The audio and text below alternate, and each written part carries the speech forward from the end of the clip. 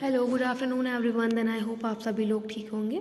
बात करते हैं टॉपिक पे, क्योंकि हमारा 3.1 जो चल रहा है वो काफ़ी लंबा हो गया है, क्योंकि हमें इसमें screening and diagnostic criterial tools देखने थे। तो लास्ट हमने पढ़ा था MCHAT, modified checklist for autism in toddler. Then I hope आपको चीज़ें समझ में आ रही होंगी। आई नो ये सब चीज़ें नई हैं, समझने में थोड़ा टाइम लगेगा, बट आप लोग ट्राई करते रहो तो आपको एक ना एक दिन वो चीज़ें समझ में आ जाएंगी, अगर आप पढ़ते रहो उस चीज़ को अपने डेली रूटीन में रख लोगे तो। आज हम पढ़ेंगे अपना नया टॉपिक क्या है, Indian scale for assessment of autism, ISAA। तो जैसे मैंने बात की कि हमें क्वेश्चंस को, जो भी हम टॉपिक पढ़ रहे हैं उसको हमें ऑल ओवर टाइप से देखना पड़ेगा, सब तरह से देखना पड़ेगा कि एग्जाम में किस तरह से क्वेश्चन हमारे बन सकते हैं। हमने बात की मतलब कि जो आपका पूरा टॉपिक है ये बहुत ज़्यादा इंपॉर्टेंट है, हमारी 3.1 यूनिट बहुत ज़्यादा इंपॉर्टेंट है। एग्जाम में मैंने आपसे बोला रिगार्डिंग इस तरह की शॉर्ट फॉर्म पूछती हैं, जैसे DSM-5 की फुल फॉर्म बताओ ना, डायग्नोस्टिक एंड स्टैटिस्टिकल मैनुअल।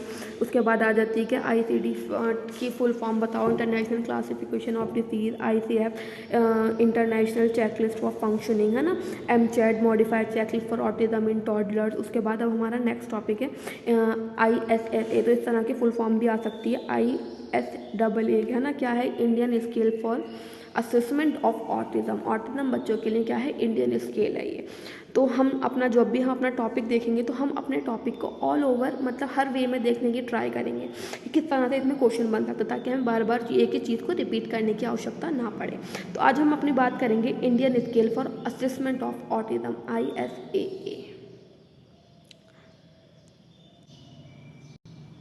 तो जैसे मैंने बात करी कि अक्सर आपकी फुल फॉर्म इस तरह की आती है, ISAA,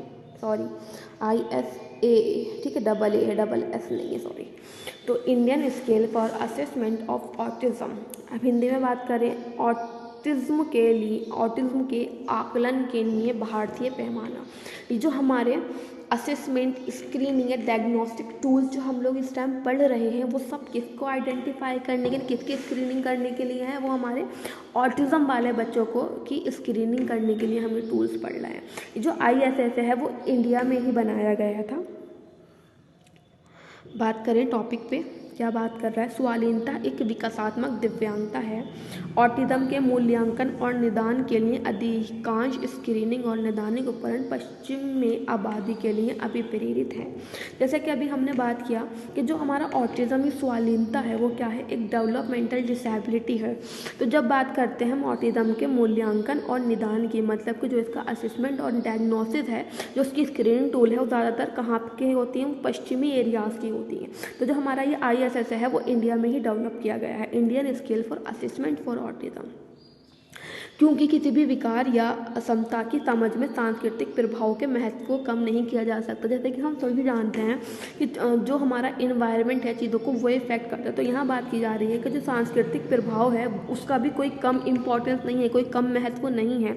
यह अनिवार्य था कि भारतीय समाज सांस्कृतिक संदर्भ को ध्यान में रखते हुए ऑटिज्म से पीड़ित बच्चों के आकलन के लिए एक उपकरण विकसित किया जाए।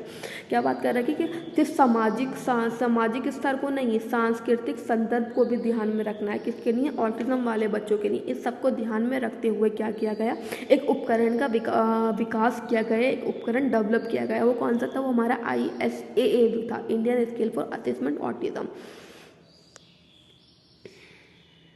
यहाँ देखें सॉरी यहाँ पे मैं बार बार गलती कर रही हूँ, ISAA है, आप लोग कंफ्यूज ना हो, शायद मैं लिखते टाइम कंफ्यूज हो गई हूँ कि डबल ए है, डबल एस है।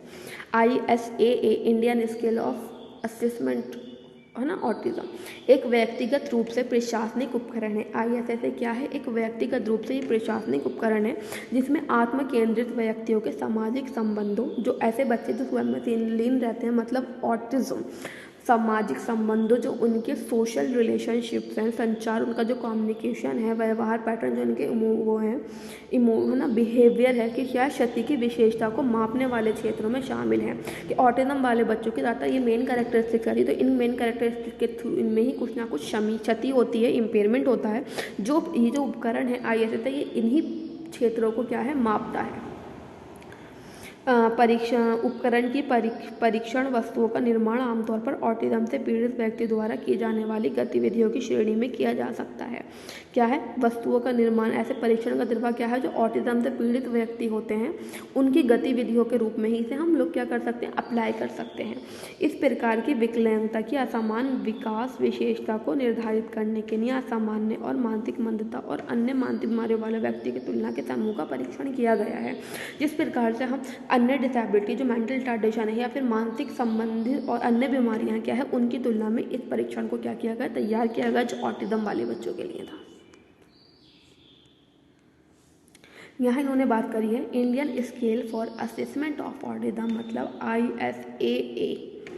ऑटिज्म के आकलन के लिए भारतीय स्केल है कि जो हमारा ISS है, Indian scale for assessment of autism, वो क्या है? ऑटिज्म वाले बच्चों के असेसमेंट के लिए कौन सा स्केल है? वो भारतीय स्केल है, जिसमें ऑल ओवर जो हमारी चेकलिस्ट है, इसे चेकलिस्ट मानूंगा ना कि क्या है, इसमें 40 आइटम स्केल है, इसमें 40 स्किल्स एक तरीके से अवेलेबल हैं, जो 6 प्रकार के डोमेन में विभाजित है। मतलब जो हमारे 6 एरियाज़ हैं, उन 6 एरियाज़ में टोटल कितने हमारे स्केल पढ़े या स्केल पढ़े? वो 40 हैं हमारे स्केल। तो एक एक करके हम उन पहले अपने 6 एरियाज़ को देखते हैं, उसमें देखेंगे कितने कितने प्रश्न किससे रिलेटेड दिए गए हैं। तो फर्स्ट आपका यहाँ दिया हुआ है सामाजिक संबंध और पारस्परिकता, मतलब जो हमारे सोशल रिलेशनशिप है उससे रिलेटेड ये सोशल एक्टिविटीज़ हैं, सोशल इंट्रैक्शन है, उससे रिलेटेड कितने स्किल्स हैं? 9 स्किल्स हैं। उसके बाद है भावनात्मक जवाबदेही, इमोशनल, है ना, जो इमोशनल या फिर फीलिंग्स वाले लेवल पे अगर बात करूँ तो उसमें हमारे 5 प्रश्न दिए गए हैं ISSA के अंदर। उसके बाद भाषण, भाषा और संचार, जो हमारे कम्युनिकेटेड रिलेटेड स्किल्स हैं, वो 9 तरह के स्किल्स हैं। 9 तरह मतलब इसमें टोटल 9 प्रश्न होंगे। उसके बाद है व्यवहार पैटर्न, मतलब जो बच्चे के बिहेवियर पे बेस्ड होते हैं, वो हमारे 7 प्रकार के प्रश्न हमारे ISSA में उपलब्ध हैं। उसके बाद संवेदी पहलू, क्योंकि हम सभी जानते हैं जो ऑटिज्म वाले बच्चे होते हैं उनमें सेंसरी इश्यूज़ भी अवेलेबल होते हैं, तो इन ऐसे बच्चों के लिए क्या है, इसमें 6 प्रश्न दिए गए हैं। उसके बाद है संज्ञानात्मक घटक, जो भी बच्चे का हमारा कॉग्निटिव रिलेटेड स्किल्स होंगे ना, वो हमारे 4 स्किल्स इसमें अवेलेबल हैं। तो जैसे कि हमने बात की थी कि टोटल कितने स्किल्स हैं? टोटल 40 स्किल्स हैं। किसके अंदर? ये 6 प्रकार के एरिया के अंदर। जो 6 प्रकार के एरिया में बोलूँ या फिर इन्हें क्षेत्र बोलूँ तो इसके अंदर 40 हैं। आप इसे जैसे है ना 9 हैं, सामाजिक वाले में जब आप भावनात्मक वाले में 5 हैं, भाषा वाले में 9 हैं, व्यवहार पैटर्न में 7 हैं, संवेदी में 6 हैं, संज्ञानात्मक